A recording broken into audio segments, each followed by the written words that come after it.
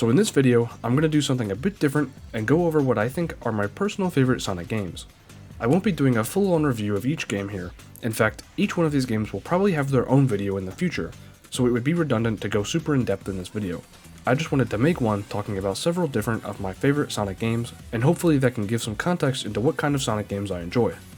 Now I'm just going to say this before I get into things, but this video is entirely my opinion, and I'm only making that clear now so that it's out of the way and I don't need to keep restating it throughout the video. Without further ado, let's get out of this intro and into some of my favorite Sonic games. This first game is one that I think almost everyone loves, even those outside of the general Sonic fanbase, and that of course is Sonic Mania.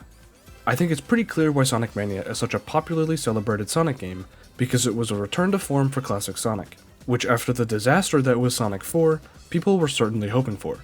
Sonic Mania came as a big surprise to most, as the last time classic Sonic had been seen was in Sonic Generations, which was assumed to be a one-off moment as a celebration for Sonic's 20th anniversary. But if you've seen my Is Classic Sonic Only Used for Nostalgia video, then you would understand how classic Sonic came to be a mainstay in the current Sonic franchise, and Sonic Mania was a big part of that. As for the game itself, it feels like a perfect continuation of the classic Sonic games, and I mean literally every part of it. Mania's gameplay is the same as the classic Sonic games, so the gameplay itself feels very natural if you've ever played a classic Sonic game before. And to top it off, there was a new move that was introduced in Sonic Mania, the Drop Dash. The Drop Dash has made its way into being a permanent move in Sonic's moveset, and allows you to keep your speed easily after jumping. Sonic Mania also got a DLC, Sonic Mania Plus, which is the definitive version of the game since it comes with an extra Encore mode, Mighty and Ray's new playable characters, and other new features.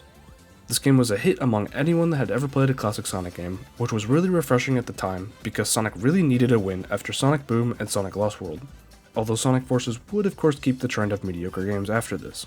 The success of Sonic Mania pretty much spawned the current state of classic Sonic as he is now, and the game definitely deserves the praise it receives as it truly is a great game.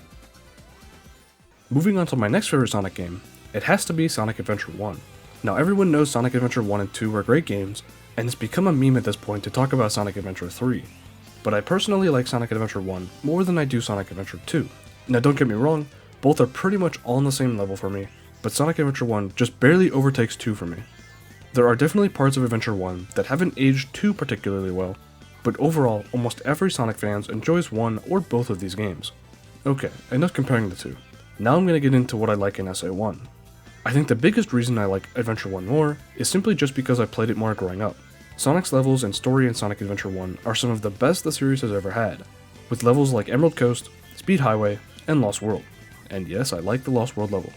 And rather having Tails being his annoying mech like in SA2, he controls very similarly to Sonic, except he can fly. Knuckles' treasure hunting levels are also much more enjoyable in this game, since the radar actually tracks all of the Master Emerald pieces rather than having to find them in order like in SA2. Amy and Big stories I could take or leave, but they're pretty short and don't take up too much time out of the game as a whole. However, Gamma's story is one of my favorites. Sonic Adventure 1 just holds a bunch of nostalgia for me, and I would be lying if I said that didn't influence my enjoyment of it at all, but I don't really see that as an issue, especially since I'm speaking from my own personal opinion here.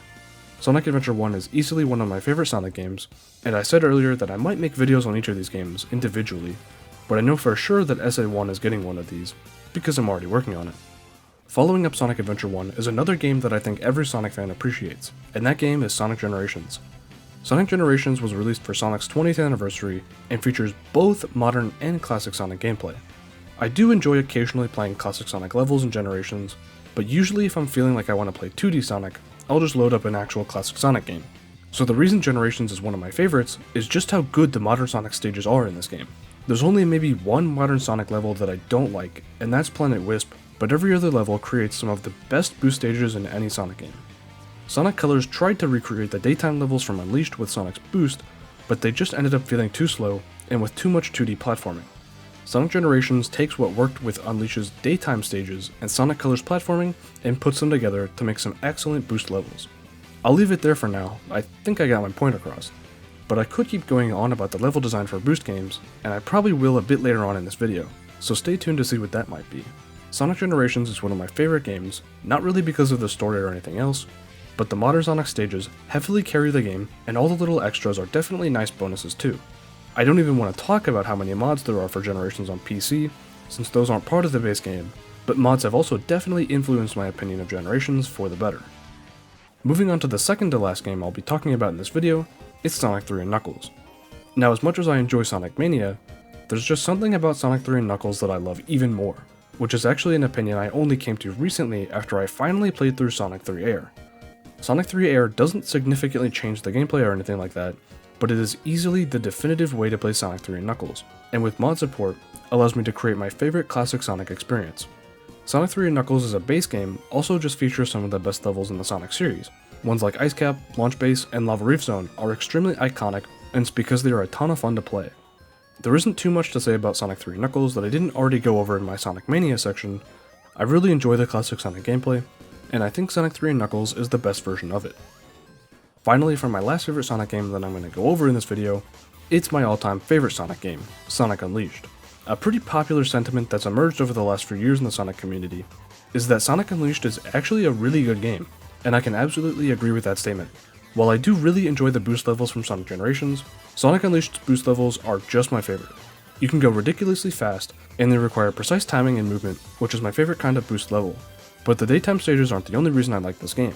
A less popular opinion that I have is that I actually don't mind the Werehog levels, and I actually really like how you switch back and forth between the two in Eggman Land.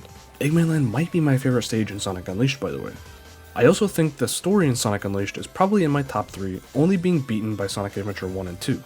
The graphics in Unleashed were also way ahead of its time. The game would frequently have frame drops on the consoles it actually released on, and only once it was playable on newer ones like Xbox Series X was it able to achieve a stable 60 FPS on 4K. Now that's pretty much every part of Unleashed that I just said I enjoyed, but even the world building, literally, in Unleashed is phenomenal. Sonic travels around the world meeting many different people, and the hub worlds actually feel relatively fleshed out in the game. Sonic Unleashed feels like it was really the last super big budget Sonic game, with its graphics and cutscenes, and the level design feeling way ahead of its time, that all comes together to make my absolute favorite Sonic game. This game is also one that is definitely getting a video in the future, but I want to wait on it until I feel more confident in my video making skills, so I can make it one of my best videos yet. So that was a little insight into what I think are some of the best Sonic games. Once again, all my opinion. In fact, feel free to comment your own list of favorite Sonic games in the comments. I'd like to see if my list is similar to everyone else's, or is wildly different from the majority, though I don't think it's too far off.